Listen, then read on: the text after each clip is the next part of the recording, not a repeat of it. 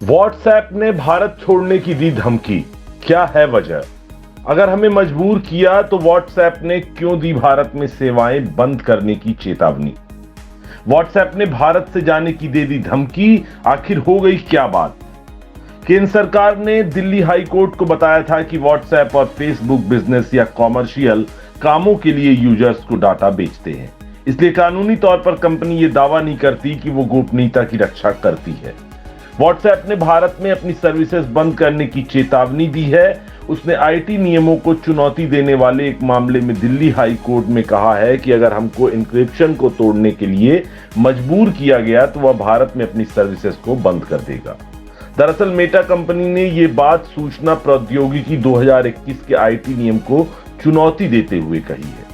WhatsApp ने आगे कहा कि उनका end to end encrypted feature इसे इस्तेमाल करने वालों की निजता को सुरक्षित करने का काम करता है। यही वह फीचर है जिसकी वजह से रिसीवर और सेंडर दोनों ही इस बात को जान सकते हैं कि मैसेज में भला लिखा क्या है। बता दें, व्हाट्सएप की तरफ से अदालत में पेश वकील तेजस करिया ने कहा कि लोग इस प्लेटफॉर्म का इस्तेमाल गोपनीयता की वजह से भी करते हैं। इस प्लेटफॉर्म के message end to end encrypted की वजह से ही उनकी निजता बनी रहती है। बार और बेंच की रिपोर्ट में कहा गया है, एक मंच के रूप में हम कह रहे हैं, अगर हमें इनक्रिप्शन तोड़ने के लिए कहा जाएगा तो सेवाएं जारी नहीं रह पाएंगी। वकील तेजस करिया ने कहा कि यह जरूरत व्हाट्सएप यूजर्स की गोपनीयता के खिलाफ थी और इसे बिना परामर्श के पेश किया गया था। वकील ने कहा कि इस नियम को मानने के लिए व्हाट्सएप को लाखों मैसेज सालों तक सहेज कर रखने की जरूरत होगी। दुनिया के किसी भी देश में ऐसा नहीं किया जा रहा। उन्होंने कहा कि इसके लिए हमें पूरी चेन रखनी होगी। हमें नहीं पता किन मैसेजों को डिक्रिप्ट करने के लिए कहा जाएगा। इसका मतलब है कि लाखों करोड़ों मैसेजों को कई सालों तक सहेज कर रखना होगा।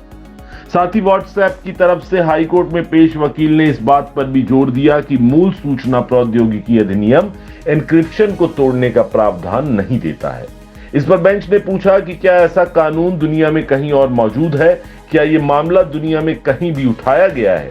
क्या आपसे दक्षिण अमेरिका सहित दुनिया में कहीं भी जानकारी शेयर करने के लिए नहीं कहा गया? इस पर वकील का जवाब था कि नहीं, ब्राजील में भी इस तरह के कोई नियम नहीं है।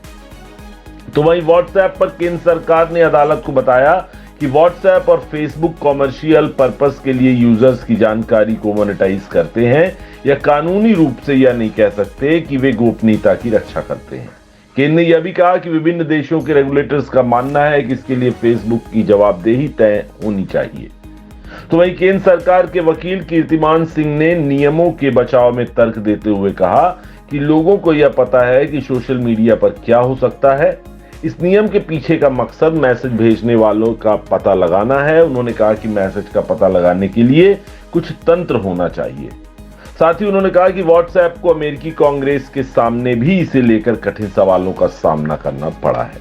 दोनों पक्षों की दलील सुनने के बाद दिल्ली हाई कोर्ट ने मामले की सुनवाई के लिए 14 अगस्त की अगली तारीख तय कर दी है। तो बड़ी खबर है, जहां बहुधा इस्तेमाल होने वाले मोबाइल्स में हमारे और आपके व्हाट्सएप ने भारत छोड़ने की धमकी दे दी है।